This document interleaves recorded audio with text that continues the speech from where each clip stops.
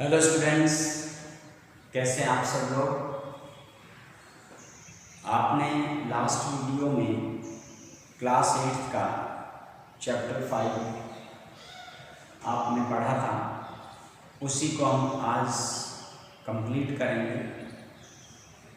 Topic है हमारा कोल and petroleum. यहाँ हमने जो डिस्कस करना है वो सबसे इम्पोर्टेंट जो क्वेश्चन है, जो हम पहले भी आपको बता चुके हैं, वो है natural resources. Natural resources means substance which are provided by nature. जो प्रोडक्ट हमें प्रकृति में अपने आप से मिलते हैं, जिनको हमें बनाना नहीं पड़ता, प्रकृति से हमें प्राप्त होते हैं, उन्हें हम नेचुरल रिसोर्सेज कहते हैं। नेचुरल रिसोर्सेज के टाइप्स हैं inadjustable natural resources and adjustable natural resources. Inadjustable natural resources which are in unlimited quantity, जो असीमित मात्रा में मौजूद होते हैं, उन्हें हम इनएडजस्टेबल नेचुरल रिसोर्सेज कहा जाता है।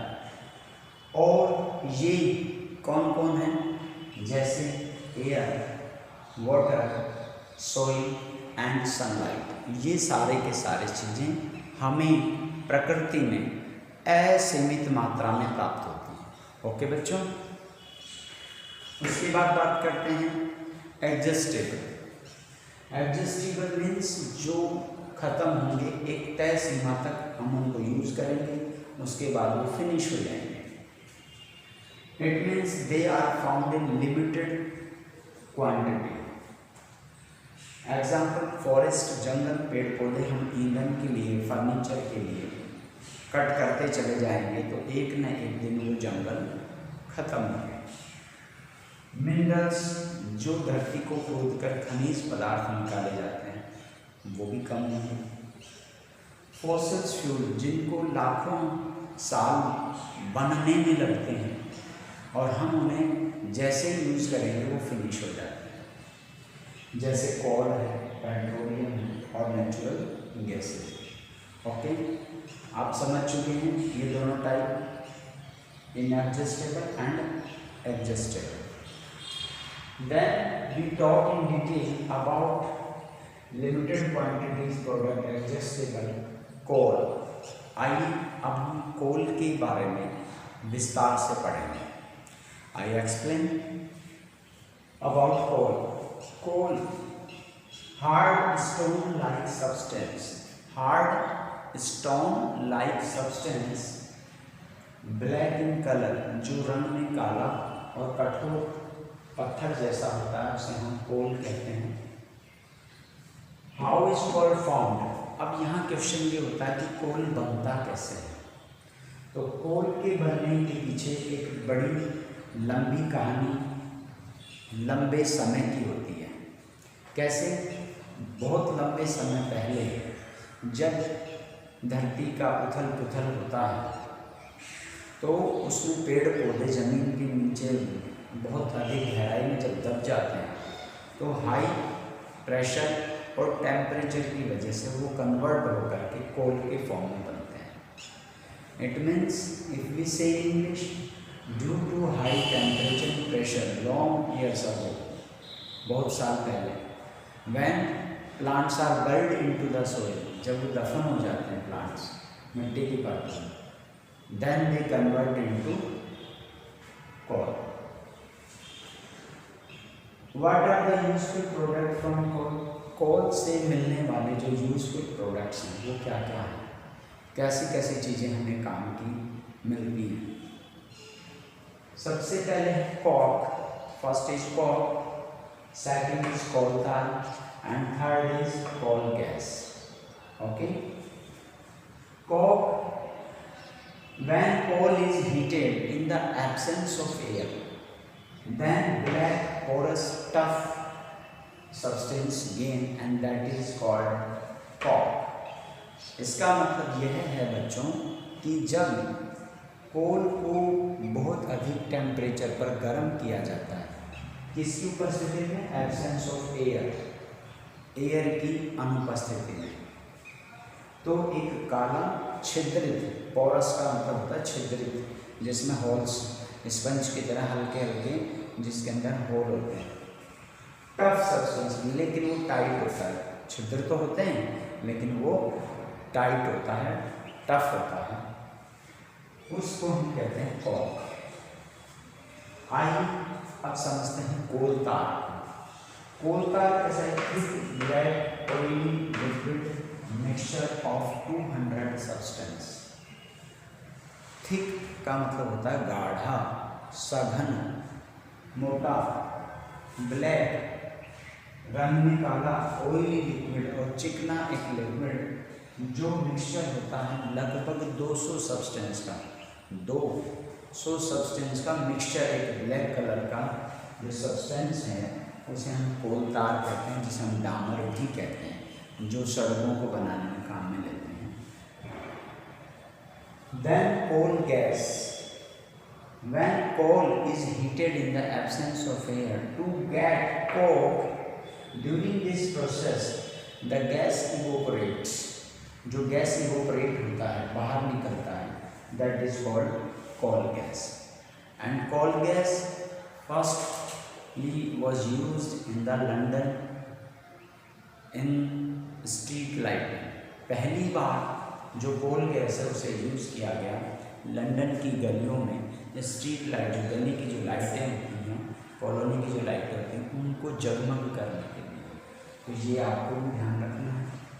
अब हम इससे आगे के टॉपिक की बात करेंगे, पेट्रोलियम।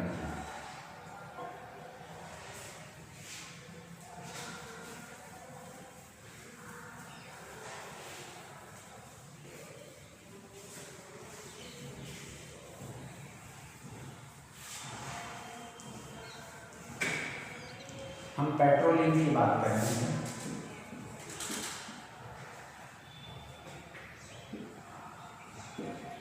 पेट्रोलियम के बारे में आप क्या क्या जानते हैं? अभी हमने देखा था फॉसिल्स फ्यूल में जो कोल, पेट्रोलियम, नेचुरल गैसेज, तीन कहते हैं। तो कोल को हम पढ़ चुके हैं, अब हम पेट्रोलियम को पढ़ेंगे।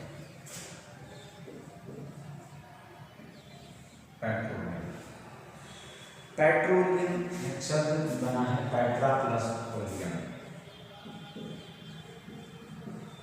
Petra and oleum. पेट्रा और ओलियम ये दो शब्द हैं, इनसे ये पेट्रोल बना है। पेट्रा का मीन्स होता है रॉक, चट्टान, और ओलियम मीन्स होता है oil. It means oil of rocks. It means oil of rock.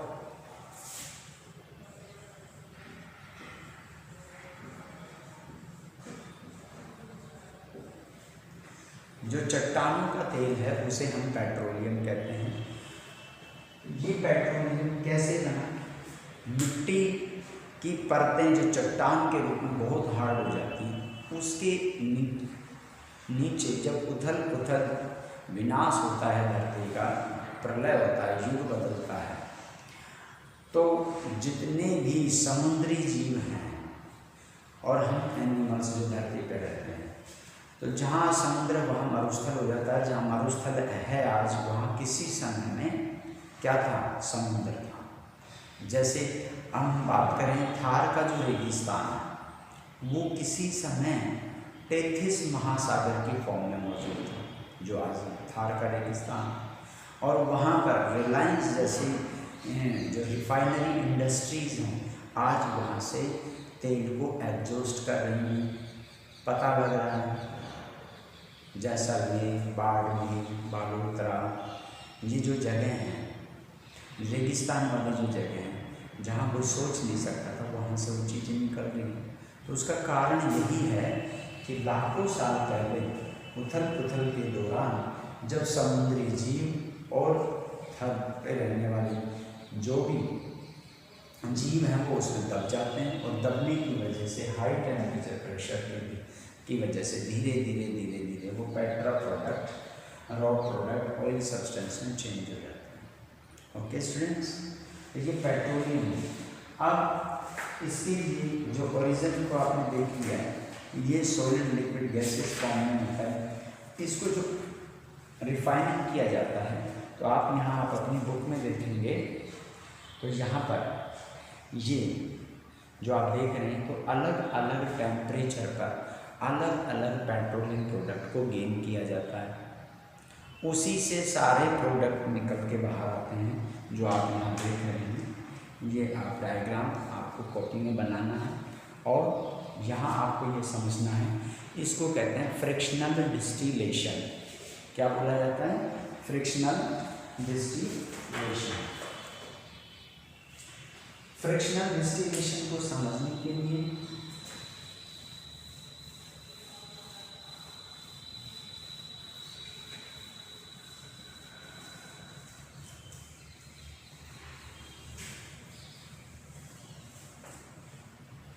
हम बात करते हैं फ्रिक्शनल डिस्टिलेशन। फ्रिक्शनल डिस्टिलेशन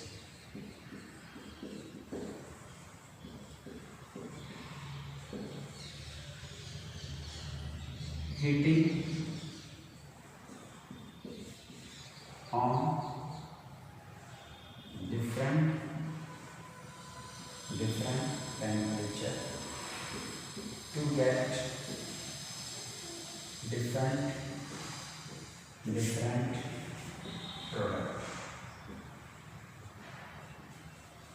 अलग अलग टेम्परेचर पर अलग अलग प्रोडक्ट को गेन करने का जो प्रोसेस है उसे हम डिस्टिलेशन कहा जाता है और उसको नाम दिया जाता है फ्रिक्शनल डिस्टिलेशन। तो यहाँ पर हमें ये ध्यान रखना है कि फ्रिक्शनल डिस्टिलेशन के फ्रैक्शन है। फ्रैक्शनल डिस्टिलेशन में हमें क्या क्या प्रोडक्ट गेन होते हैं, देखिए यहाँ पर आप बुक में देख सकते हैं। ये है रेजिडुअल ऑयल, उसके यूजेस दे रखे हैं। फिर paraffin wax, it is white semi solid having boiling point above 400 and a mixture of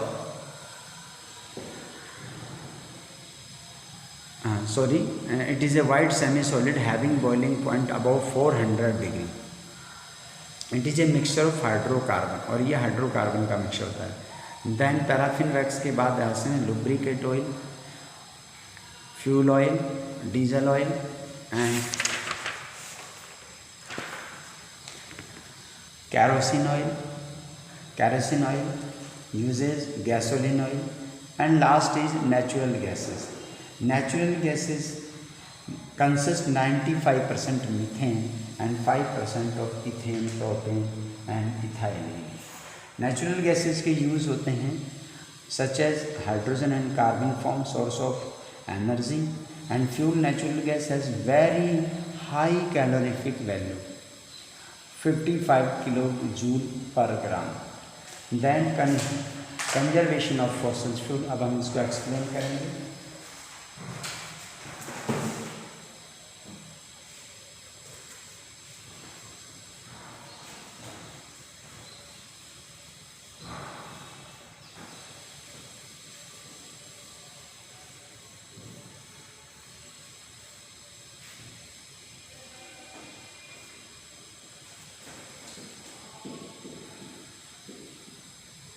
Natural gas,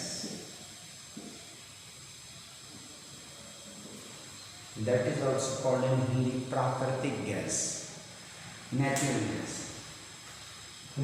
gas consists 95% methane।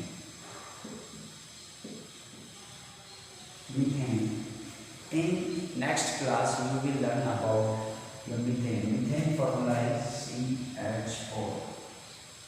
So it is the combination of carbon and hydrogen, and 95% methane and remaining plus 5% are ethane, which formula C2H6 ethane, and propane, which formula is C3H6 HH and gasoline, ethylene are also mainly 95% methane is present in the natural gas. Now we talk about the uses.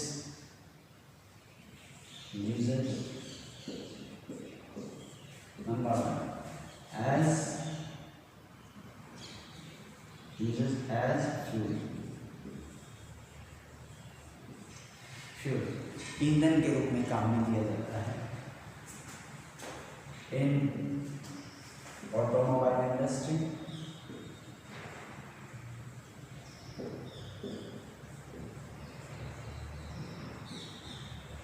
And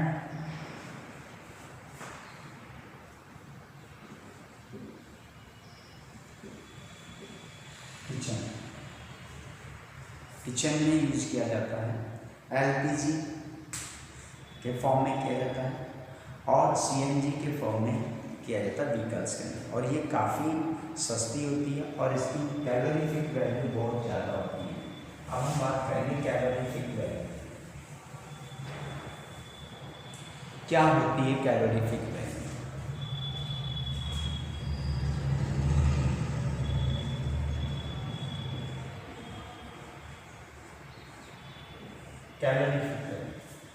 एक ग्राम ईंधन को जलाने से जितनी quantity में हमें energy gain होती है, जितने जूल में एनर्जी हमें प्राप्त होती है, उसको हम कहते हैं कैलोरीफिक वैल्यू। 1 ग्राम फ्यूल बर्न होता है, हीट किया जाता है, और जो एनर्जी मिलता है 1 ग्राम फ्यूल को बर्न करने से, उस एनर्जी को हम क्या कहते हैं कैलोरीफिक वैल्यू। और यहाँ इसकी जो कैलोरीफिक वैल्यू है वो 55 किलोग्राम पर किलोजूल पर ग्राम, यानी 1 ग्राम हम नेचुरल गैसेस को बर्न करेंगे तो हमें मिलने वाले हैं 55 किलो जूल एनर्जी। इसे हम कहते हैं कैलोरीफिक वैल्यू। तो ये बहुत ही कम पोल्यूशन करता है, पोल्यूटेंट ना के बराबर होता है, इसलिए इस गैस को प्रेफर किया जाता है। आने वाली अभी जितनी भी गाड़ियाँ हैं फ्यूचर में वो होने जा रही हैं सोलर और गैस के ऊपर ही। दिल्ली और अदर जो मेट्रो सिटीज़ हैं उनमें ऑलरेडी पहले से भी काफ़ी अधिक संख्या दिनों दिन बढ़ती जा रही है सीएनजी से चलने वाली गाड़ियों की। तो इस तरीके से हम बात कर रहे हैं। अब आपको यहाँ पर ये सभी जो एक्सरसाइज असाइन है ये आपको करना है। इस ड्राइंग को आपको अच्छे से बनाना है और इसको समझना है। Then we will talk about the exercise. फिर हम एक्सरसाइज के जो क्वेश्चंस हैं उनकी बात करेंगे। ओके स्टूडेंट्स, यहाँ पर आपका जो चैप्टर 5 था कोल एंड पेट्रोलियम, उसकी जितनी भी बेसिक बातें थी और नोट्स वाली जो बातें थी जहाँ क्वेश्चन बन सकते थे वो मैंने आपको एक्सप्लेन किए हैं। If you have any problem then you can ask me through your SMS। Okay, जय हिंद, जय भारत। मिलते हैं बहुत जल्द।